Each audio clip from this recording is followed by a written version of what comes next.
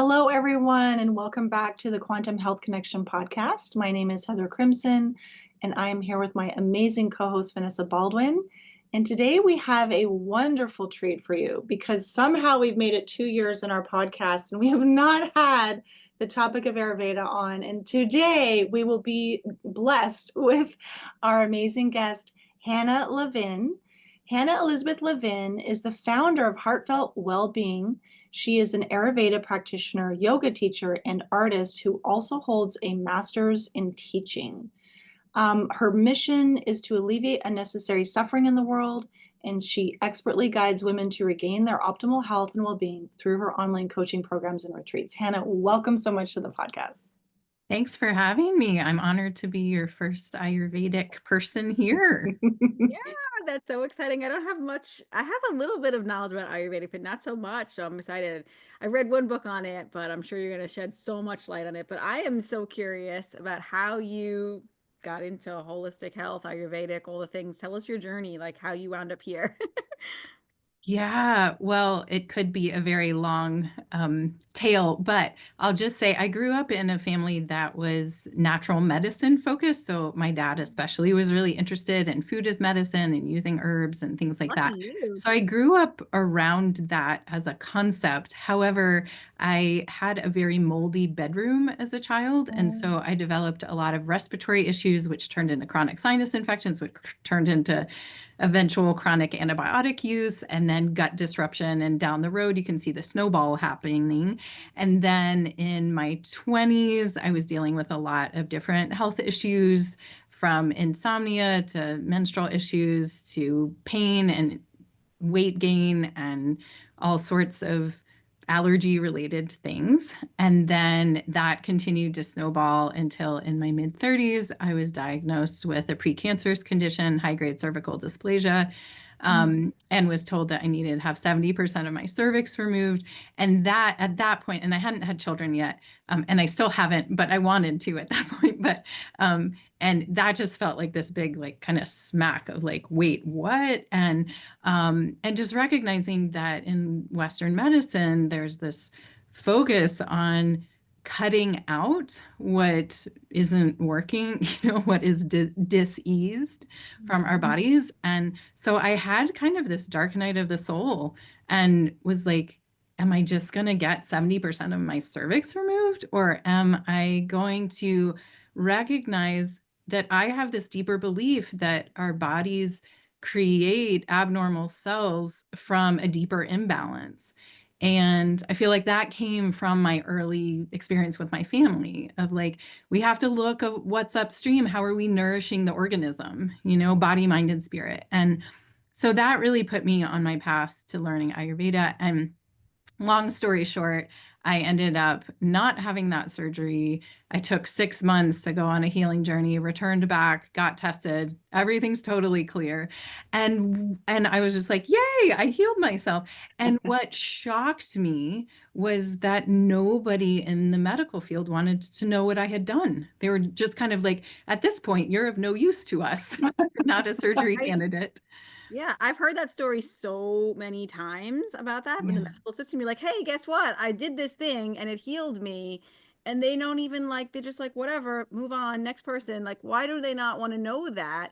And I don't think any doctor goes into medical school to not help people because I think that they do. It's the system that's really the flaw here, right? But that always kind of baffles me of why they don't want to hear, well, what did you do? How did you fix it? Because I've heard that 100 times at least. And it's just like, and I can relate to your story, Hannah, in the way that they told me at 35 years old to remove my bladder. And I'm like, I think I might need that. Like I might keep that. It might be something I need. Like, and then what is the ramifications of that? Like removing an organ from your system, like everything holds an energy field, right? Like we need Right. these things. So yeah, wow. I love your story though. Thank you for sharing. And just like that you can like heal yourself of anything, just giving your body what it needs, like nourishing your body, looking upstream, like you said. So it's beautiful. Right. Yeah. And it really, I started thinking like how many other women are being treated like this and just being, I mean, the doctor actually told me, like, if you don't have this surgery, you're going to die. And now I look back on that and I'm like, I was the right person for her to say that to because it lit this fire underneath me. And so it really led to me focusing in women's health with my Ayurvedic studies. And really what I want to do is help empower women to have conversations around their health and not feel like they're just at the whim of whoever the doctor is that they're talking to, but to be like, no, this is my vessel and I listen to it and I'm empowered to take action that feels aligned for me, and to always be like, there's a lot of different choices. So, I'm a big advocate for integrative medicine. I'm not saying all Western medicine is bad, but I think there's a lot of actual violence that happens and taking away people's power. And so that's kind of the juice behind what I do. Yeah. Yeah, it's beautiful. I that part of like you have to do this, right? I think it should all be a choice, like what feels good. And they did that to me too. Like this is the only choice, right? There is no other way because they don't know another way, right? But there is other choices. And I agree with you. Like, sometimes we do need medical interventions for things, and there's a time and a place for that, right? But typically most things can be resolved in a more holistic manner if we just find the right tools and strategies and supports for our body, right? Because we're all Right. an individual, right? Yeah. Yeah. And in Ayurveda, this is a little bit of a Ayurvedic teaching that is called the path of pathogenesis, of how disease develops. It's called samprapti. But what it starts out with, there's 6 different stages.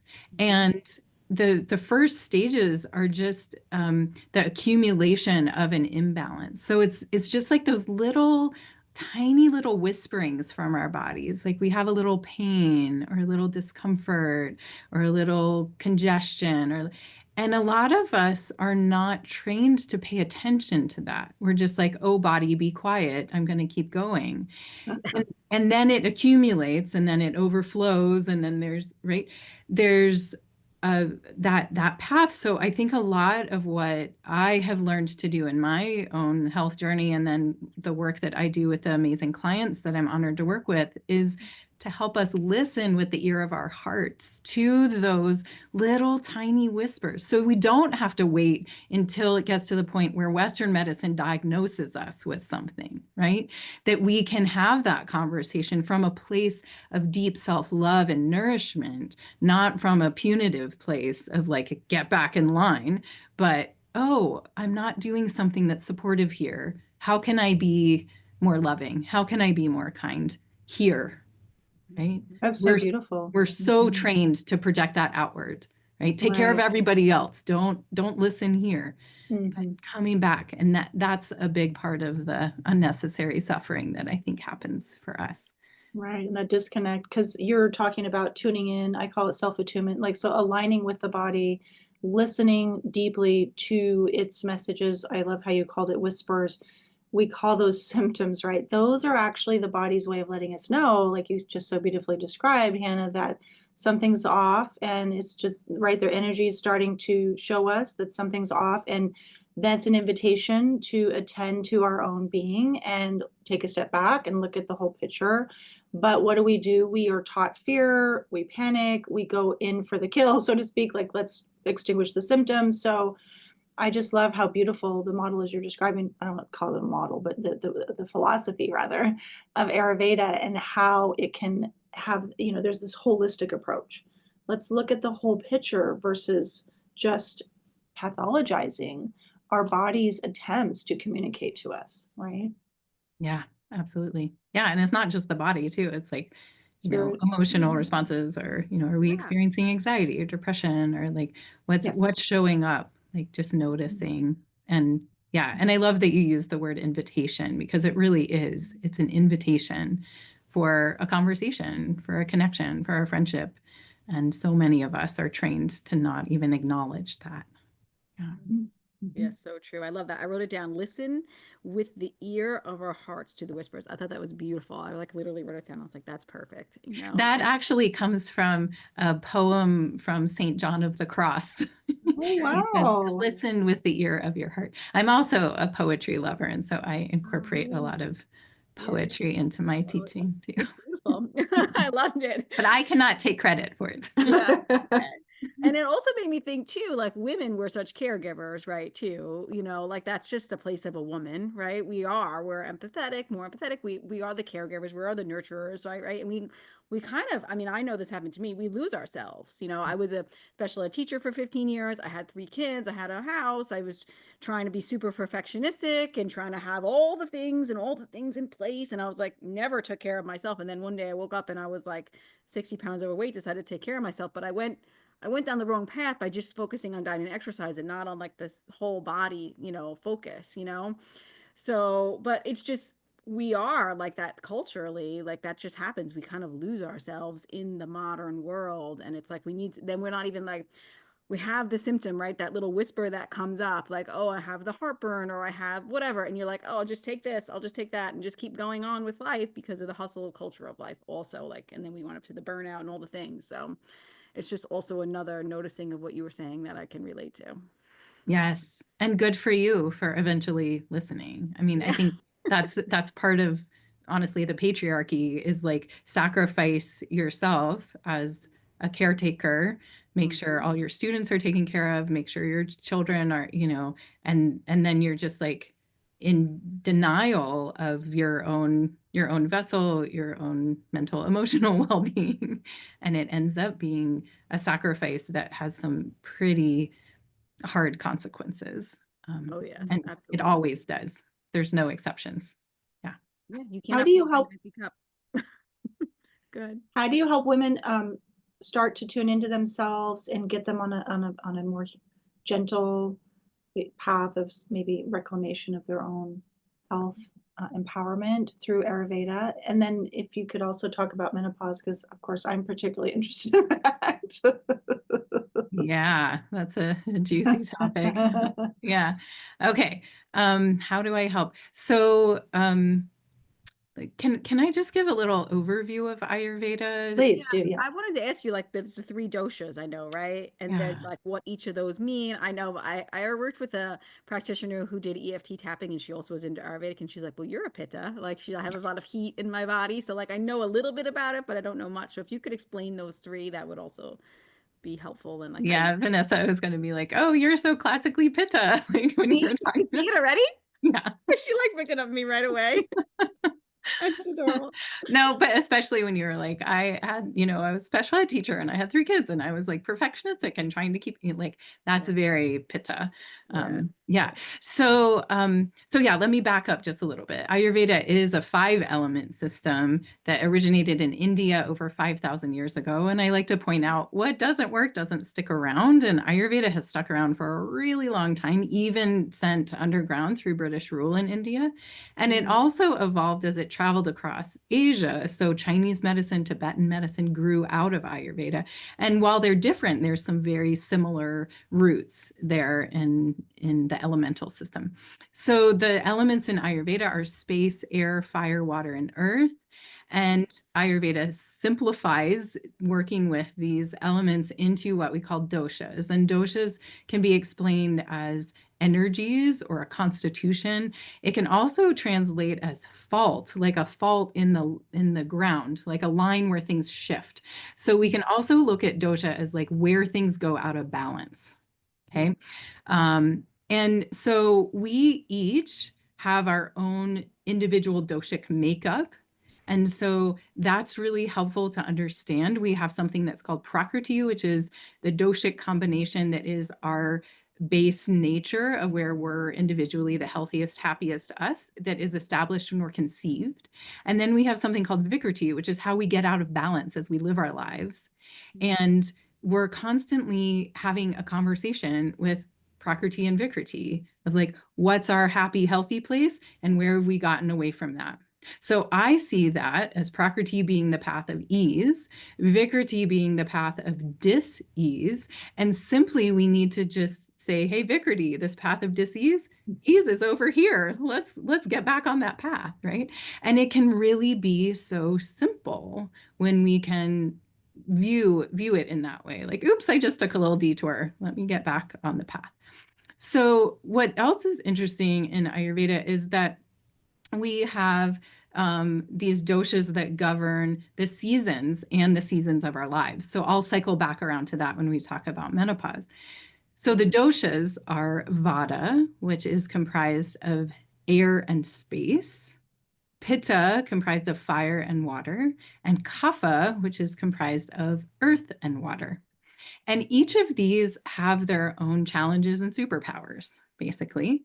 And all of us have all three of them, but just in different amounts. So I often describe this as like we can all be different items in the bakery, right? But we have different amounts of like flour and sugar and water and yeast, and right. So we're gonna taste different. We're gonna look a little different. We're gonna act a little different in the oven, right? Like, so if we're all understanding ourselves, like, yeah, we're all human, but we're gonna interact with the seasons, with foods, with emotions, with relationships in ways corresponding to both our prakriti and our vikriti, our innate nature, and the ways in which we're out of balance, then that starts to bring in a lot of self-compassion. So when you ask, like, how do I work with people?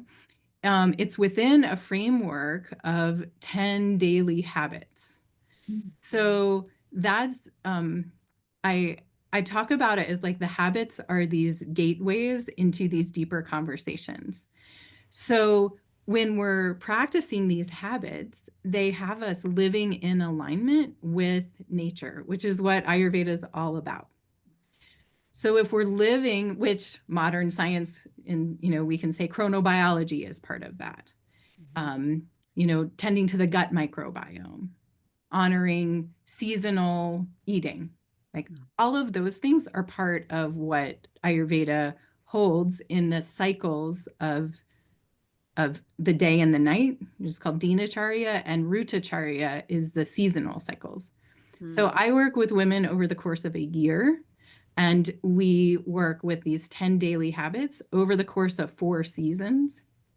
And so we go through the same 10 habits each season, so 4 times, and we deepen into living them so that they become who we are. It's not just something we do every once in a while. And then we also are working with what shifts with each of the seasons. These habits will look a little different in the summer and the winter, the fall and the spring, right? And then additionally, I'm working with, so that's a group. It's a group program. So the group is working on the 10 habits together. And then I work with everybody individually once a month within that group on their imbalances. So we're addressing individual vikriti. A lot of vikriti gets treated simply by practicing the habits. And so when we bring ourselves back into balance, there's a lot of ease. But what I also work with is behavioral science, so that we're working with, like, how do people actually make change? It's one thing to tell somebody, like, go to bed earlier or drink more water, and just like, okay, well, that's fine. But how do you actually make those changes and make them stick and have them be who you are, not just something you do every once in a while, right? So I work with a lot of modern behavioral science, incremental habit change. Kaizen is one of the techniques that we use. We use habit stacking. We use different techniques of self-reflection and seeing where our roadblocks are. How do we sabotage ourselves? We use architecting our space so that we're setting up our space to support the habits we want. All sorts of different things. And so that is really over time. It's about gentle shifts over time. So when we have a year, it's not like, get it done right now, right? It's like, what's showing up? Because when we tend to ourselves, as we were talking about earlier, like, it's a big shift for most women to be like, oh, I'm going to take care of myself. Like, self-care is not selfish. It's actually the most like beneficial thing you could do for everybody in your life, because you can show up with your internal well of abundance full. Like, whoa, that's so amazing. But that's a big shift. And so how we begin to tend with intention is so powerful, and it's slow, and it's incremental, and it's really kind. So the 10 habits, the last one is called easeful living. And it kind of wraps everything up in a bow. It's like, okay, we're doing these things, like eating an earlier, lighter dinner, going to bed before 10 p.m., starting the day right, waking before the sunrise, hydrating, eliminating. All of those set us up. Those are kind of like check boxes. Like, yep, I, ate dinner before 6 p.m. Check. Okay. But then easeful living brings us into this space. Am I orienting from a place of stress or ease towards my own evolution? And ultimately, that's what we're aiming for, is easeful living with all of it, right? And so that's how I work with people. And I'm super blessed to have an amazing team. There's a mentor team that's part of my program, the Vitality Circle, as well. So they're extra support. And then we pair people up with accountability partners. So there's a lot of interaction. It's not a passive pursuit. So that's the how. And as I said, these habits are really these doorways into these deeper conversations of like, what are we worthy of? What do we deserve? How do we show up? How do we draw boundaries? Yeah. So some of what I do looks a lot like therapy. Yeah. And trauma healing. That makes sense. Because I think most effective healing has to encompass, right, those barriers to loving self. Yeah. So we have the shame we carry around or whatever it is. And I believe the most effective way to do that for women especially, can be in group. So I love your containers configuration where you have the group.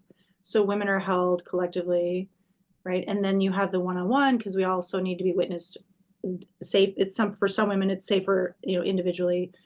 That's where they can maybe get more traction, but then in the group they can vicariously heal. So it's just like so many different ways that you're packing in, right, the goodness to nurture women, which is what we really need. Yeah. Right? It's that permission you get to focus on yourself, you get to be held, you get to actually prioritize your own well-being. I mean, gosh, I'm ready to sign up like yesterday. It sounds so amazing. I would love to have you. Yeah. Yeah. I mean, prior to starting the Vitality Circle, I had a brick and mortar and was seeing people one-on-one in person. And I honestly got frustrated because people weren't able to make the changes. I'd be like, here, you need to do this and this and this. And I'd send them away. And then they'd be like, well, I tried that, but nobody around me is doing this. So it's just really hard. And then started finding out like our habits are not our own. Our habits are the habits of the people that we interact with the most. And so if we can know that and then put ourselves in community with other people, and yes, communities of women are so powerful. And now the women who are in my program, we're going on 7 years now, call themselves Vitality Circle Sisters. And they form the most amazing sisterhood all over the internet. I mean, these people are all over the United States and Canada. And it is so humbling and beautiful. And, I feel like it's part of what I bring to. I grew up in an intentional Quaker-based community in the mountains in North Carolina. And I feel like I know the power of community. And so many people don't have that in their, I hear all the time people in the circle saying, I've never been in a space that felt so safe and so non-judgmental and so supportive. And it just allows me to grow. And that momentum of the group is like, I will never go back to one-on-one in a brick and mortar again. Well, I can feel that because as a psychotherapist for the last 20 years, that can be challenging on our resources. So I hear you. And the ways that I've felt that I've experienced the most transformation have been in groups, especially groups led by expert healers like you. And so I totally get that. But also, let's be honest, like we don't necessarily create changes in our habits overnight. It takes time to integrate, because I think it's literally changing ourselves, our view of ourselves, our values, our beliefs, like all that subconscious stuff too. And that takes time. So the habits that we have are a reflection of those, and your long process is honoring the way that the reality of who we are, right? And how long it takes to happen that quick and that fast. You need to give that time and that space for integration to happen, right? And I love what you were saying about the community and the connection. It made me think like women always were together and empowered together in community, right? We didn't live on our own island, you know, by ourselves and, you know, trying to handle everything on our own. We always were together and supporting each other. And that's so lacking and so needed. And on my own healing journey, it's been immense to have like connection and support from other women, because it was totally lacking in my life. Like I did not have it. Like it was like, oh, I don't even have this like connection and support. Like really, you know, it just was missing, and it's been amazing. So yeah, groups are a beautiful way to do that, and I love what you're putting together, and I like the commitment too. That I guess the women have to make the commitment for a year. That's important because like I think that people come to a healer and they're like, oh, I'm gonna, like, we're homeopaths. I'm going to come to this homeopath. We're going to get a remedy and we're going to be all better. Like, or we're going to do this 8-week group coaching program. And it's going to be like, you need time and space. Like it takes time to really, really integrate and really make these like habits part of your everyday, like ingrained routine. So for me, it's funny, like when people talk about that, I find it interesting. Like I'm like the kind of person that if you were to sit with me and say, you should do this, this, and this, I'm like, oh, it's done. Like that's how I am. Right. So it's like for It's me, your like pitta. right. I don't understand that sometimes. I'm like, oh, you didn't do that? I'm like, I'm like, that's me. So that's something that I work on, like my gentleness with other people. Like not everybody's like that. Not everybody can integrate and act quickly on making changes in their life, you know? Right. Yeah. And it's true. I mean, we all, like I said, every constitutional combination has its own superpowers and challenges. What happens with pitta predominant folks that come into this program, and really anything, I mean, we could generalize it, but you know, to be like, okay, I need to do this, this, check. But they're so focused on the check that Right. they're not actually doing the deeper work. And so I often see pitta predominant folks come in. I'm like, yep, they're going to do like force themselves to do all these habits right off the bat. And then they're going to hit a wall. And that's when our work begins. Oh. Right. So I That's kind of, yeah, so I kind of wait for them to be like, this is so much and I can't keep. And I'm like, okay, can we have this real conversation now? It's not about you checking all the boxes. It's about listening, again, back to listening with the ear of your heart, like what feels sustainable. I have a quote that I use all the time from Teddy Roosevelt, which is do what you can where you are with what you have. Do what you can where you are with what you have. And for pitta predominant folks, it's very challenging for them to think about what's actually possible and what their actual resources are. Because they're just like, I just have to do it. And I have to do it 110%.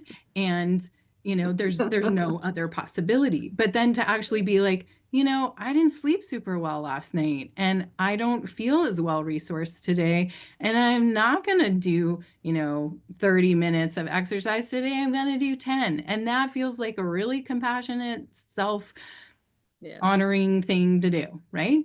That's what I'm trying to get people to, is that inner conversation. And like eventually we're showing up to like, you know, how am I doing? What's the weather today? What's the season? What are the needs for my schedule, right? And very quickly we can have an inner conversation of like, okay, how do I nourish myself with food, movement, and sleep today?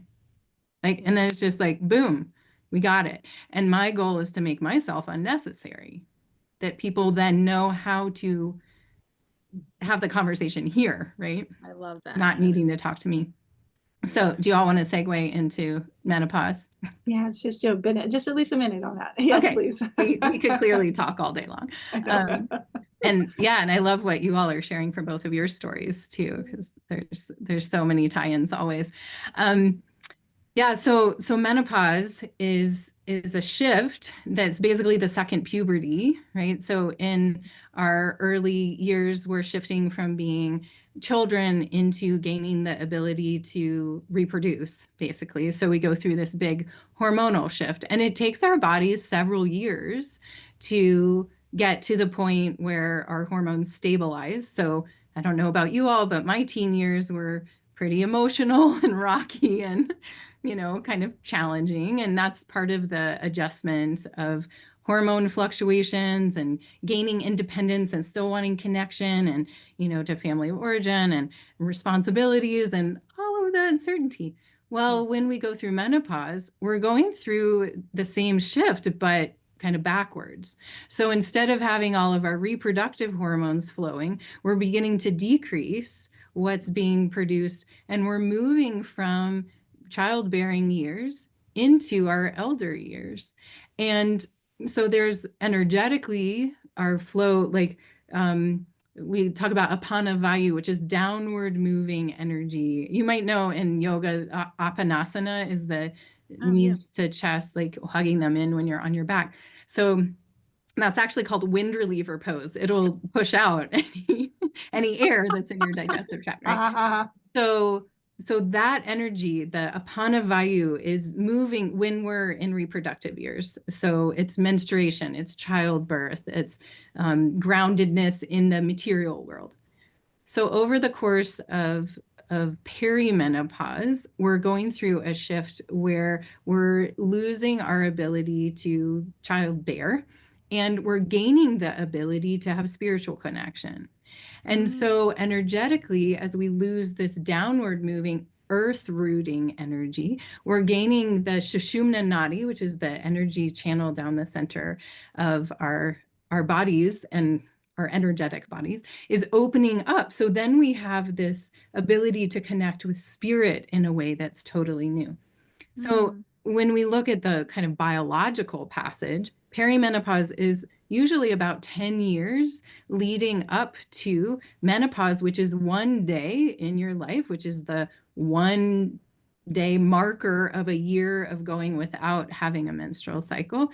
And then you're postmenopausal. So menopause is actually this threshold that you cross after a year of going without a menstrual cycle, but the years leading up to it. So the average age in the United States of hitting that 1 year mark of menopause is 51. So if we say like from 41 to 51, you're going through perimenopause, and there's so little information about it and so little compassion about it. And for those of us that also have teenagers, that's often a time when our teenagers are going through their hormonal roller coaster, and we're going through our hormonal roller coaster, and it can be a little challenging, right, on the day to day.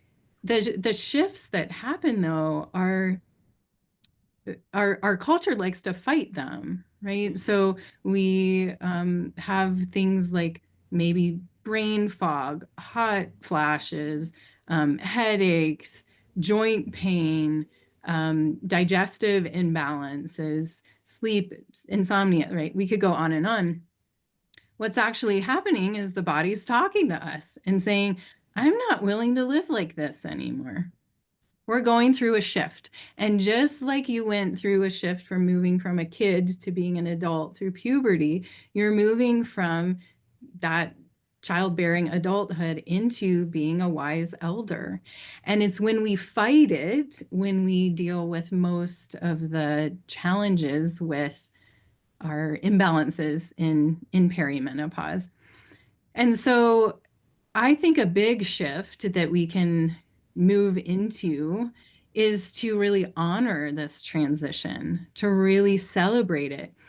I'm 46, about to be 47, and I'm definitely in the throes of perimenopause.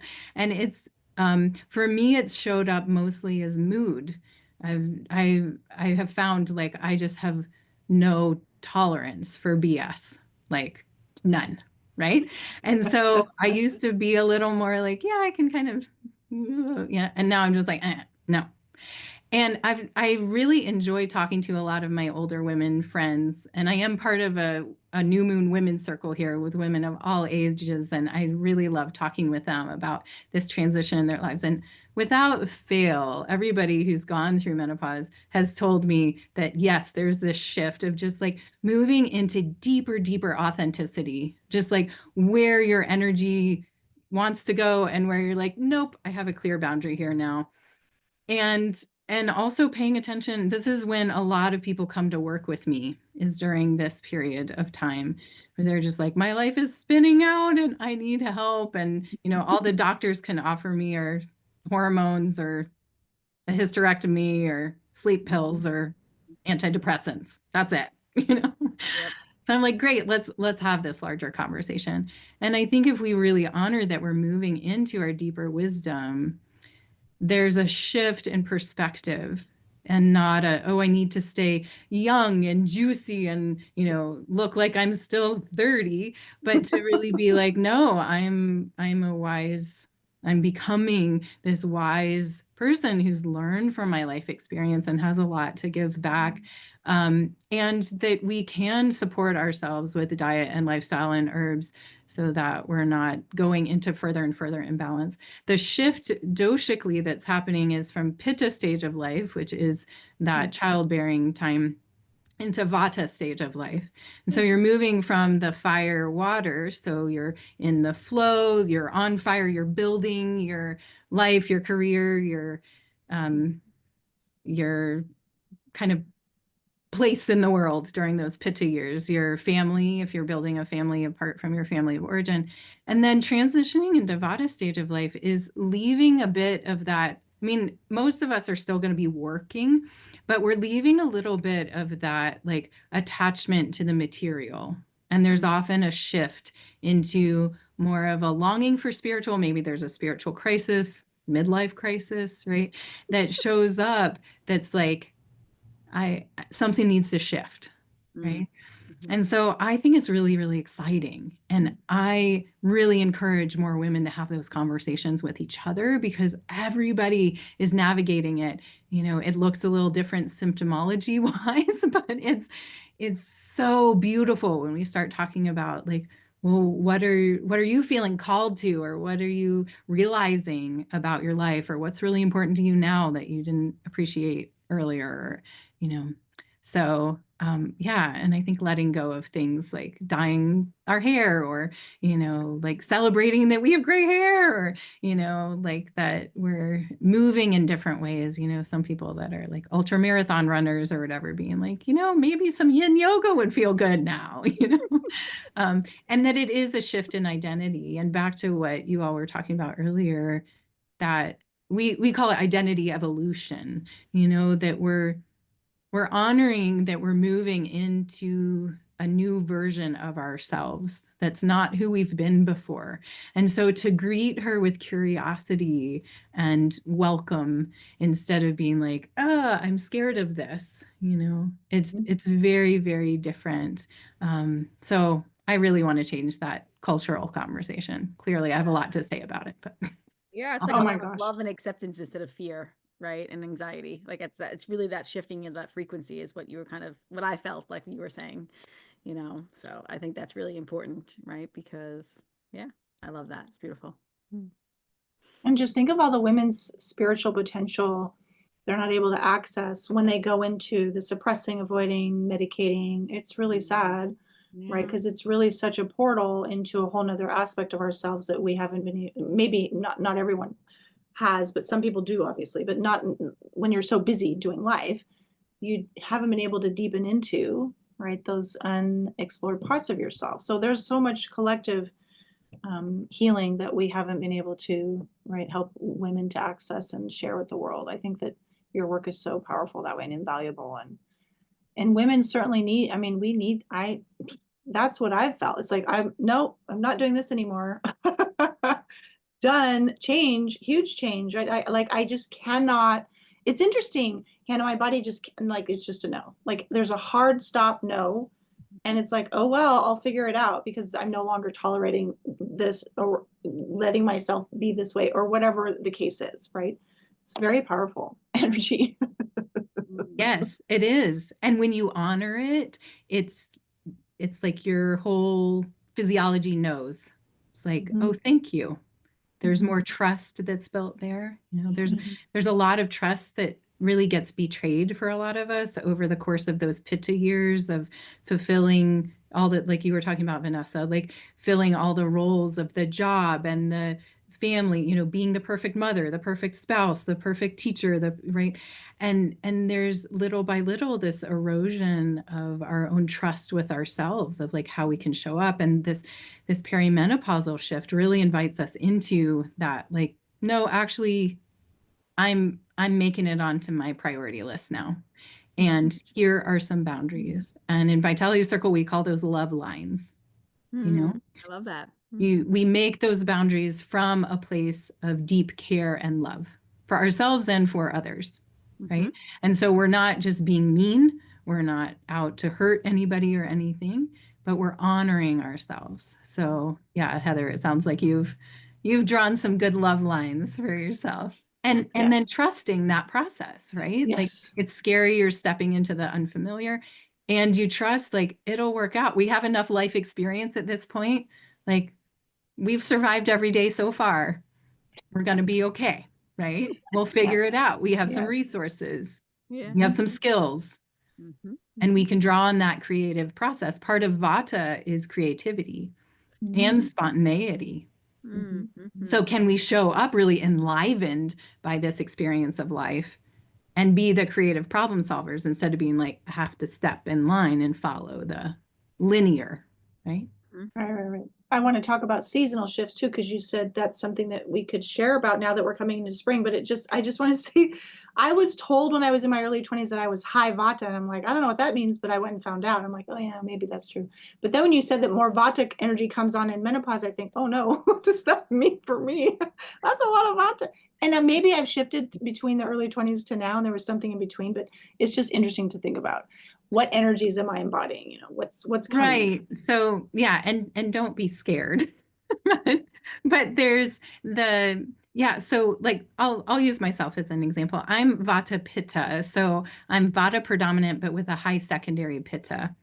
And so most of my imbalances initially were Vata imbalances. So lots of issues of dryness, so insomnia, constipation, dry skin, anxiety is another. Yeah.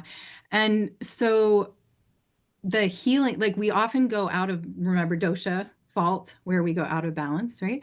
So where we go out of balance is often in our predominant dosha. So initially I had to do a lot of Vata balancing. I like wasn't pooping, I wasn't sleeping, I couldn't, think straight. I was like spinning air and ether, right? Spinning around in the cosmos.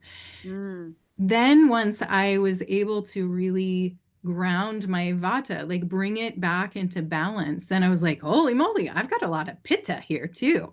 Like, and that shows up quite a bit for me in my mental drive. But I'm also very organized. Like, I run a coaching company and I, work with lots of clients and I'm, doing whatever, all those facets, right, of being able to, keep all those wheels on the road.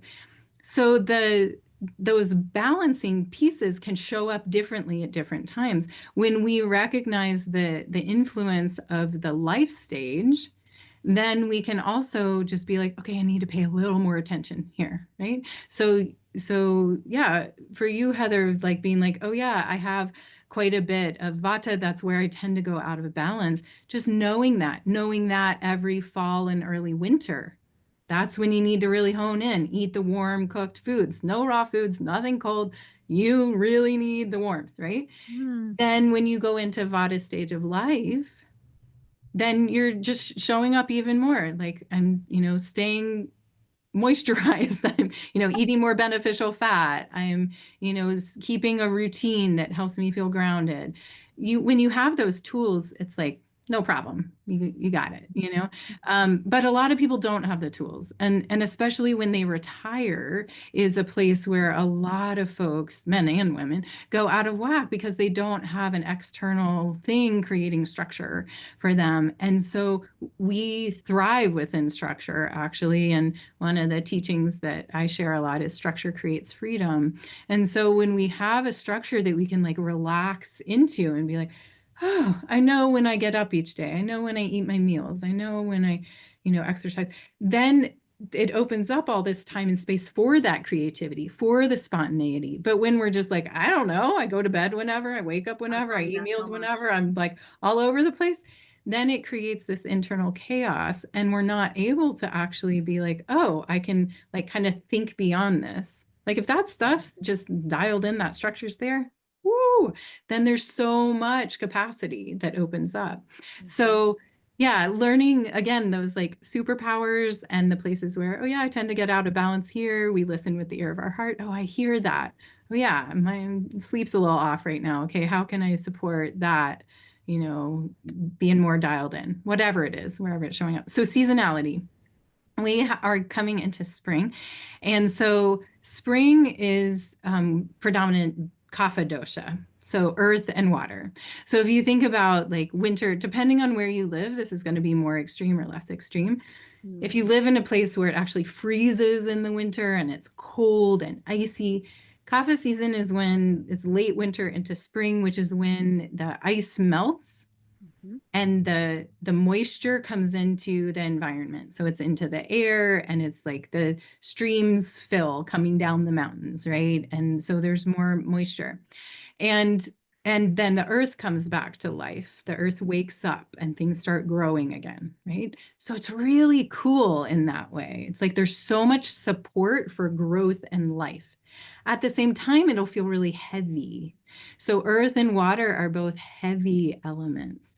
And so we can feel more lethargic, more congested. This is the season of mucus, right? Allergies, things like that. So again, if we can tune into like what are the, like I lead a seasonal detox in the spring, and we're really looking at like clearing out the gunk that we've accumulated in the winter and lightening up so that we can go into the heat of the summer without carrying that congestion in the gunk.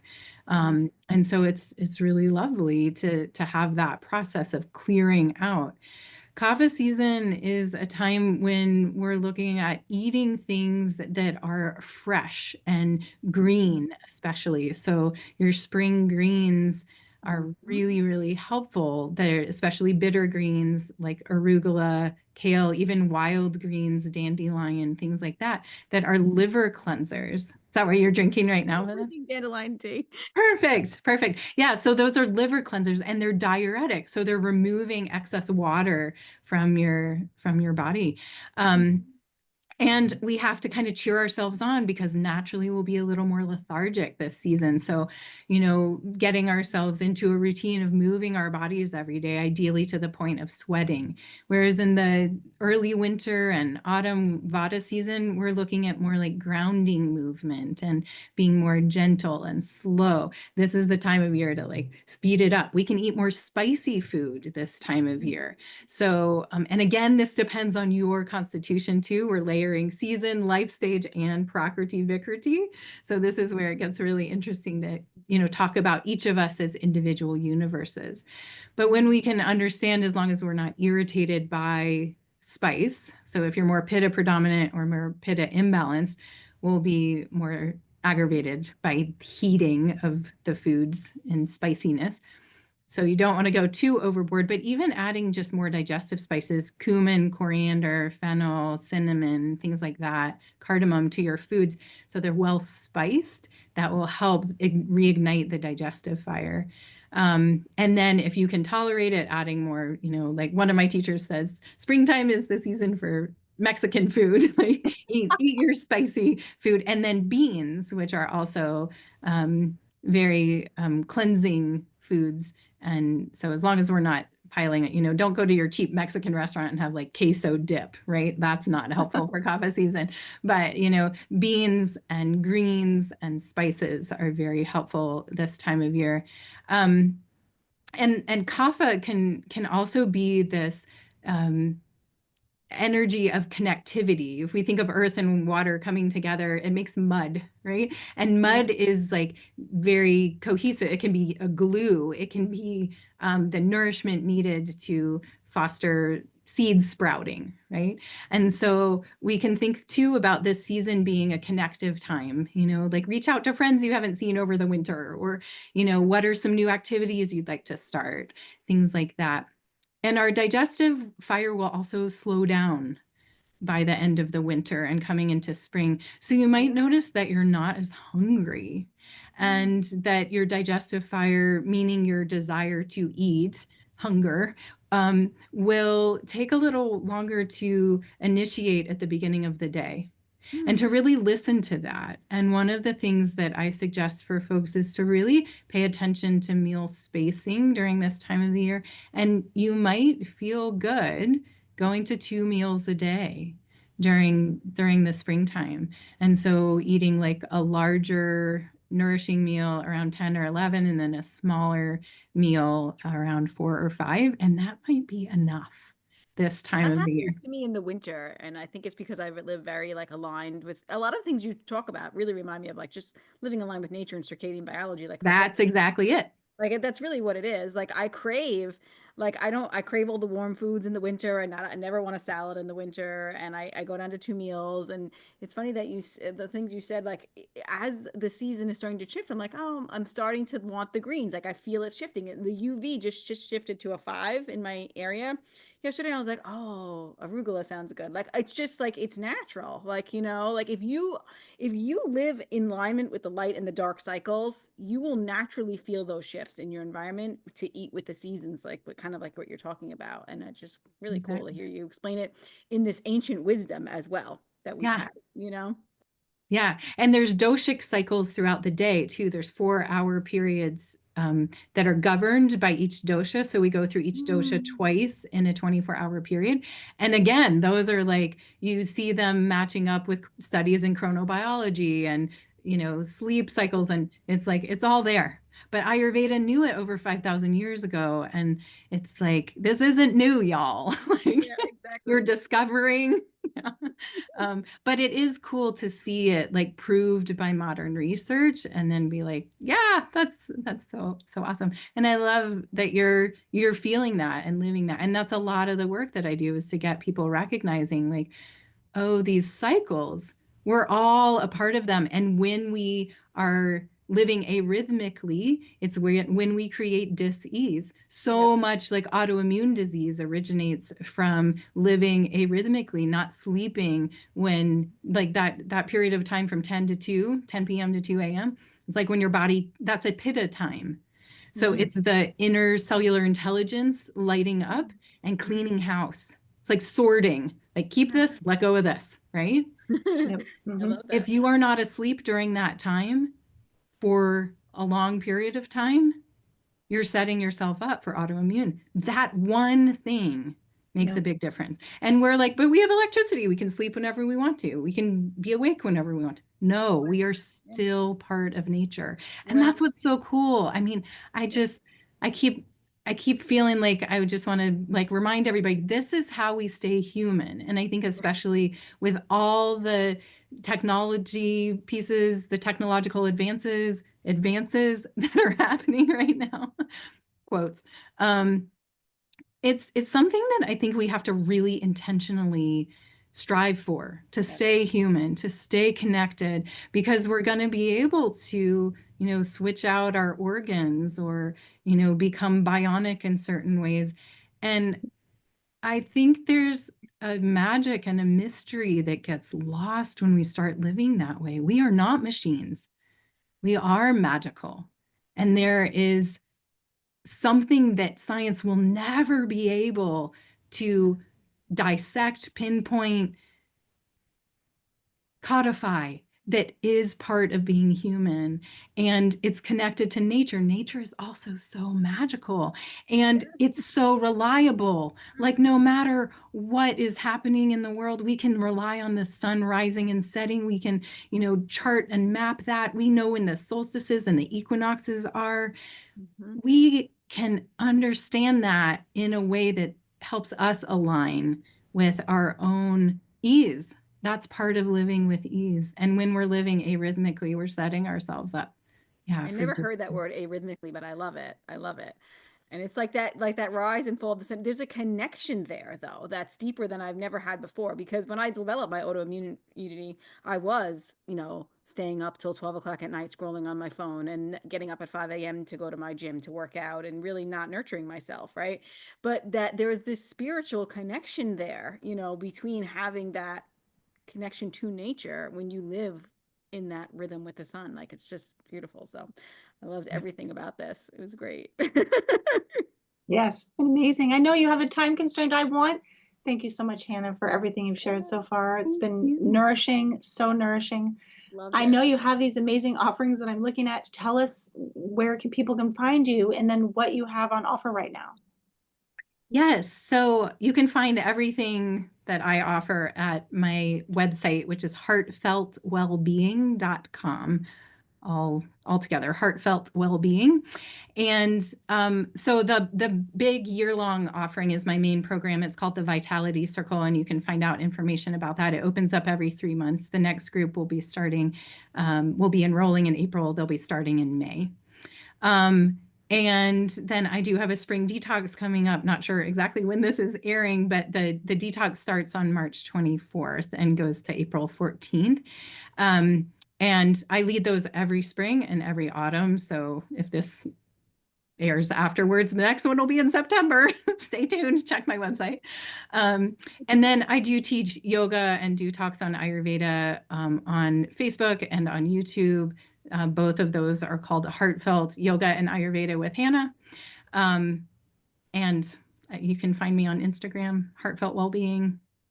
Yeah, love to connect with whoever this is resonating with. It's always just so fun. You can tell I get really excited about this, and I'm really passionate. And what I see in my clients' evolution just lights me up every single day. Just people healing on all levels. Yeah. Yeah, I can feel it from you. It's great. It's beautiful. So yeah, thank you both for this opportunity. I really enjoyed connecting and talking with both of you.